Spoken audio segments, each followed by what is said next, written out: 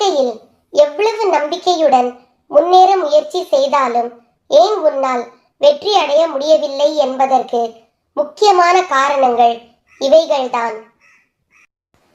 மற்றவர்கள் என்ன நினைக்கிறார்கள் என்று யோசிக்காதே. நீ என்ன நினைக்கிறாய் என்பதே முக்கியம். உன் வாழ்க்கைக்கு எது சிறந்தது என்று நம்புகிறாயோ அதை தைரியமாக செய். உன் கடந்த கால அனுபவங்களை நினைத்து வருந்தாதே. அதில் பெற்ற பாடத்தை கொண்டு உற்சாகத்துடன் நினைத்த செயல்களை தொடங்கு. இலக்கை தெளிவாக நிர்ணயிக்காமல் நீ எவ்வளவு கஷ்டப்பட்டாலும் வெற்றி கிடைக்காது. நீ எதை நோக்கி போகிறாய் என்று முடிவு செய்துவிட்டு முன்னேறு. போராடி ஒரு விஷயத்தை அடையும் போதுதான் வாழ்வு அர்த்தமுள்ளதாக மாறுகிறது. முயற்சி செய்து தவறாக போன செயல்களை ஏற்றுக்கொள்.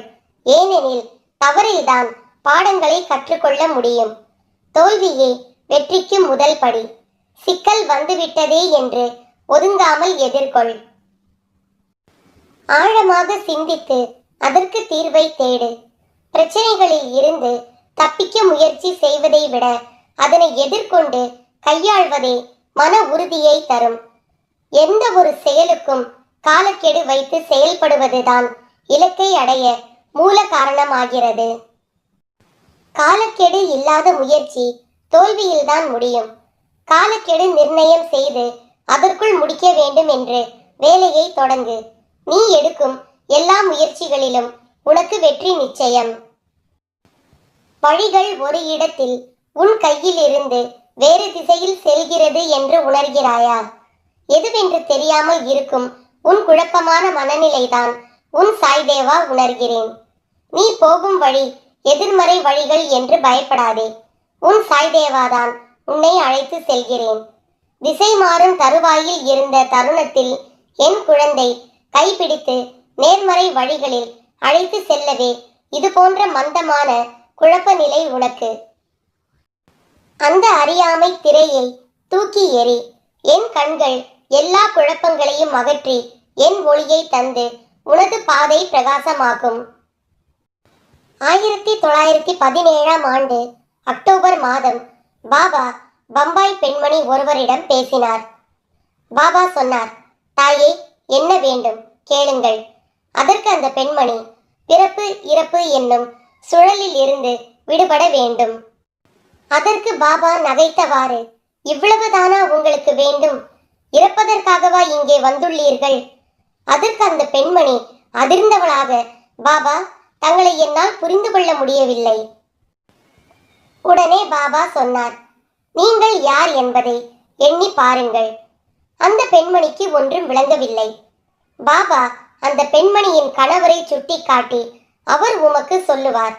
பின்னர் அப்பெண்மணி தன் கணவருடன் தங்குமிடம் சேர்ந்து பாபா கூறியதன் பொருள் என்ன என அவரிடம் கேட்டார்.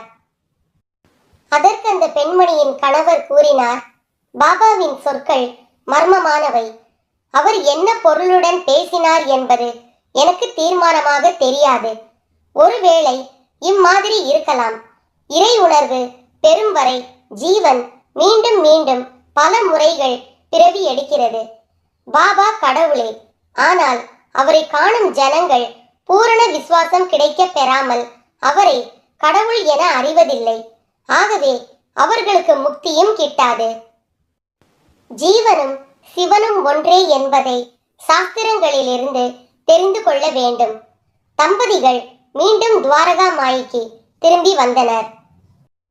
பாபா சொல்கிறார், தாயே, இங்கிருந்தவாறே உம் கணவர் உம்மிடம் கூறியதை எல்லாம் நான் கேட்டேன்.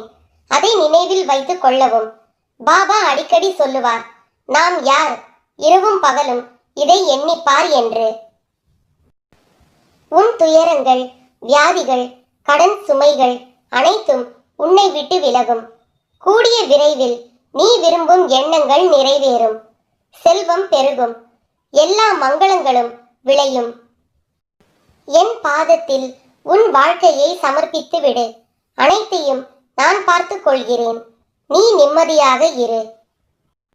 எங்கு பொறுமை, நம்பிக்கை இரண்டுமே இருக்கின்றனவோ அங்கு நான் சேவகனாக என்றும் இருக்கிறேன். என்னுடைய மசூதி என் பக்தர்களுக்கு அநேக ஆசீர்வாதங்களையும் புத்திமதிகளையும் கொடுக்கும். நீங்கள் எனக்கு எதுவும் தர வேண்டாம், நான் உங்களுக்கு தருகிறேன், கவலைப்படாமல் இருங்கள். பிறவிகள் மாறிக்கொண்டே இருக்கும், தேகம் மாறிக்கொண்டே இருக்கும், ஆனால் கர்மவினை நம் பின்னால் வந்து கொண்டே இருக்கும். மீதமுள்ள கர்ம வினைகளில்தான் பிறவிகள் தொடர்கின்றன. அனுபவிக்காமல் கர்மவினை நீங்காது, வேறு வழி இல்லை. அனுபவிக்காமலேயே அதற்கு மாற்று வழி இல்லாதது ஏதாக இருக்குமோ அதை கர்மாவின் உருவமாகவே கருத வேண்டும். ஆனால் இவ்விஷயத்தில் பாபா ஏன் தேவைப்படுகிறார்? தேவை உள்ளது. பாபாவை ஆராதனை செய்து கொண்டிருந்தால், அவரின் கதைகளை கேட்டுக்கொண்டிருந்தால், சாயி சாயி என்று எப்பொழுதும் நீங்கள் ஸ்மரணை செய்து கொண்டிருந்தால், அதன் பலனாக இரும்பு போன்ற கர்மா பஞ்சு போலாகிவிடும். கர்மாவை அனுபவிக்கும் சக்தியே உருவான ஸ்ரீ சாய்பாபா பிரசாதிப்பார்.